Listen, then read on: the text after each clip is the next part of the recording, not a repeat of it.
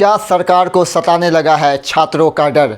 जिस तरीके से पटना के गर्दनी बाग में कई दिनों से वहां के छात्र जो है बीपीएससी टीआरई 4 के लिए आमरण अनशन पे बैठे थे, उसके बाद अचानक से बीपीएससी ने नोटिफिकेशन जारी करके टीआरई 4 का अनाउंसमेंट कर दिया। खबरों की चाय डिजिटल न्यूज।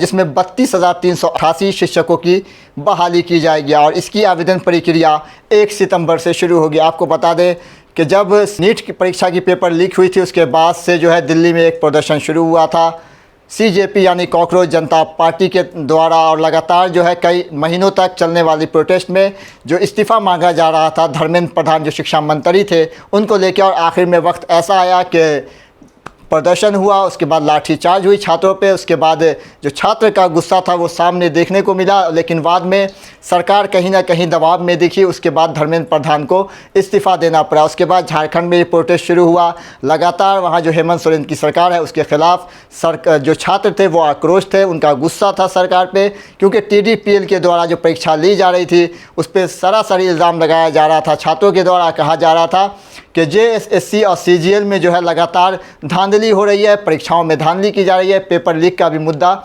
सामने आया था। कई दिनों तक झारखंड के अंदर भी प्रोटेस्ट जारी था छात्रों का। उसके बाद वहाँ भी विधानसभा घेराव को लेकर के छात्र प्रदर्शन में आगे बढ़े थे, वहाँ भी लाठीचार्ज की खबर आगे आई थी। लेकिन फिर अचानक से वहाँ के मुख्यमंत्री हेमंत सोरेन ने टीडीपीएल के द्वारा ली गई सभी परीक्षाओं को रद्द करने का फैसला लिया और उन्होंने अनाउंसमेंट किया और कहा कि इस पर जल्द से जल्द जो है कड़ी कार्रवाई की जाएगी और जो भी ठोस कदम होगा उठाया जाएगा। उसके बाद खबर आई कि बिहार के पटना के गर्दनी बाग में कई दिनों से वहाँ के छात्र आमरण अनशन पे बैठे हैं और जिनका डिमांड है कि टीआरई 4 बीपीएससी की जो परीक्षा होने वाली है टीचरों की, उसकी बहाली की जाए जो कई महीनों से अटकी हुई थी। लेकिन अचानक से जब छात्रों का प्रदर्शन तेज़ होने लगा, छात्र जुटने लगे, इकट्ठा होने लगे, कहीं ना कहीं बिहार सरकार को और शिक्षा मंत्रालय को ये डर सताने लगा होगा कि हो सकता है कहीं बिहार के छात्र भी अब बिहार के शिक्षा मंत्री का इस्तीफ़ा ना मांग रहे। और आवाज़ें उठने लगी थी छात्रों की तरफ से कि जो बिहार के शिक्षा मंत्री हैं उनको अब इस्तीफ़ा देना चाहिए। लेकिन अचानक से बीपीएससी ने टीआरई 4 के लिए जो है नोटिफिकेशन जारी कर दिया और 32,388 शिक्षकों की भर्ती की जाएगी।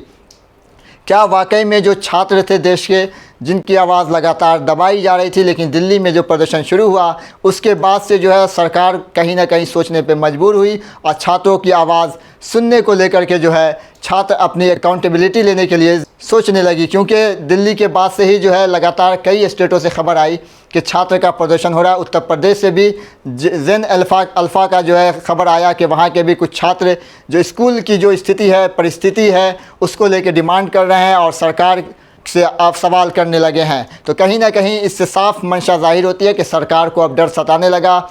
एक जो माहौल बनाया जा रहा था लगातार वो साफ दिखने लगा कि अब छात्रों की बात अगर नहीं सुनी जाएगी तो हो सकता है कि हर स्टेट में, हर ज़िले में छात्र प्रदर्शन करें, एक प्रोटेस्ट कायम करें, उसके बाद वो इस्तीफ़ा मांगेंगे। और यही देखने को मिला कि जब गर्दनी बाग के अंदर आमरण अनशन पे कुछ छात्र बैठे और उनकी डिमांड थी कि टीआरई 4 का नोटिफिकेशन बहुत दिनों से धूमिल पड़ा हुआ है, उसको जारी नहीं किया जा रहा है।